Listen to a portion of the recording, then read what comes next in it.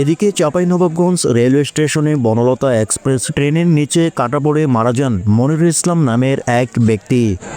নিহত মনিরুল হলেন চাঁপাইনবাবগঞ্জ জেলার ইসলামপুর ইউনিয়নের নতুন ইসলামপুর গ্রামের খুরশেদ আলীর ছেলে মনিরুল ইসলাম। তার বয়স আনুমানিক ৪৫ বছর।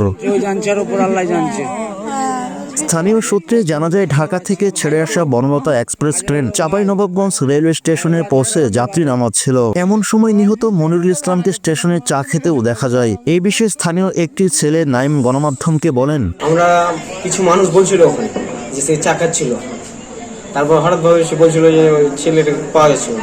তখন একটা ট্রেন ছিল বনলতা ট্রেন, সেখানে আপনার এই ছিল দিয়ে চলে গেছিল, ওই আপনার নিচে পড়ে গেছিল, ওই নিচে শুয়েছিল, দেওয়ার উপর দিয়ে চলে গেছিল। ট্রেনটা এসে ছিল যে যাওয়ার সময়, রাজশাহীর উদ্দেশ্যে যখন যাওয়ার সময় এই কাজটা গেছে। সে কি স্বেচ্ছায় ট্রেনের নিচে গেছে? সেই আমাদের যে লাগছে সে নিয়ে আত্মহত্যা নিয়ে করেছে। অন্যদিকে নিহত মনিরুলের চাচা আমাদের জানান, আসলে তার কি সমস্যা ছিল? একটা সমস্যাটা বেন্টাল হয়ে গেছে, কথাটা বলছেন। 1 বছর থেকে দোকানটা চালাইতো, দোকানটা বিদেশ থেকে এসে দোকান চালাইতো, দোকানটা বাদ দিয়ে দেয়। কিসের দোকান ছিল? এমনি মুদিখানার দোকান। কখন এসছে চাপায়?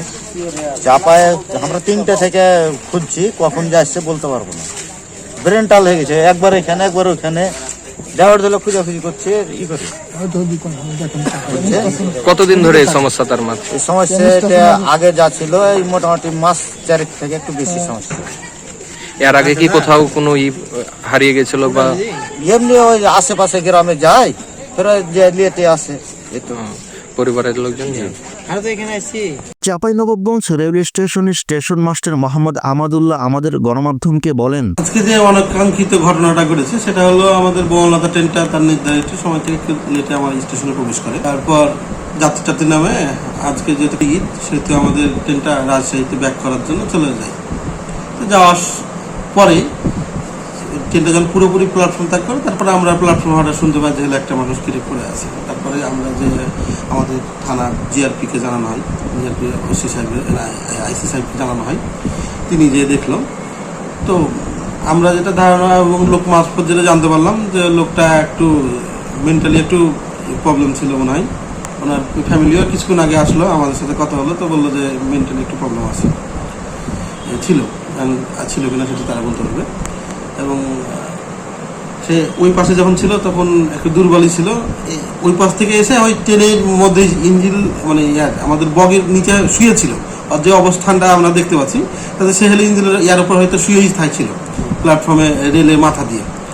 আমাদের সবটা আমরা যে ওনার যে অবস্থানটা দেখতে পেলাম তাতে এই তো।